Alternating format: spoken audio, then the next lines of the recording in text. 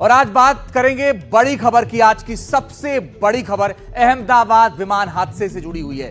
देश के बड़े विमान हादसे की शुरुआती जांच रिपोर्ट आई है। रिपोर्ट में कई चौंकाने वाले और बड़े खुलासे हुए हैं। रिपोर्ट के बारे में विस्तार से जानकारी देंगे।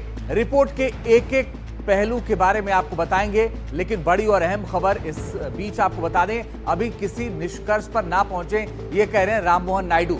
मंत्रालय रिपोर्ट का विश्लेषण कर रहा है। राम मोहन नायडू उड्डयन मंत्रालय हैं, उड्डयन मंत्रालय संभालते हैं, उड्डयन मंत्री हैं, और उनका जो बयान आया है वो शुरुआती रिपोर्ट पर राम मोहन नायडू का बयान सामने आ गया है। उड्डयन मंत्री राम मोहन नायडू ने कहा कि जांच में तथ्यों को छिपाया नहीं गया, अभी किसी निष्कर्ष पर ना पहुंचे, मंत्रालय रिपोर्ट का विश्लेषण कर रहा है, सरकार अंतिम रिपोर्ट का इंतजार कर रही है। I don't think we should jump into any conclusions on this.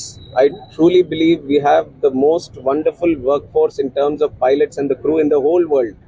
I have to appreciate all the efforts the pilots and the crew in this country are putting into the aviation. They are the backbone of this civil aviation. Let's not jump to any conclusions at this stage. Let us wait for the final report. Justice has to be done.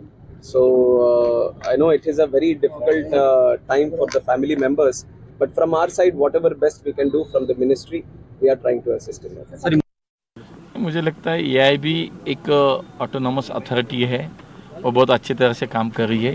ये primary report है, प्राथमिक report आया है, तो मुझे लगता है कि अभी भी उस पर जांच चल रही है, ये जांच के दायरे में है, तो ज़्यादा उस पर बोलना उचित नहीं होगा। लेकिन ये है कि 1 महीने के अंदर AIB ने अपना प्राथमिक रिपोर्ट दिया है, तो उसमें जो चीज़ें आई है, जो उसमें बातें आई है, उसकी और जांच होगी, फिर उसके बाद मुझे लगता है कि उस पर बात करना उचित होगा।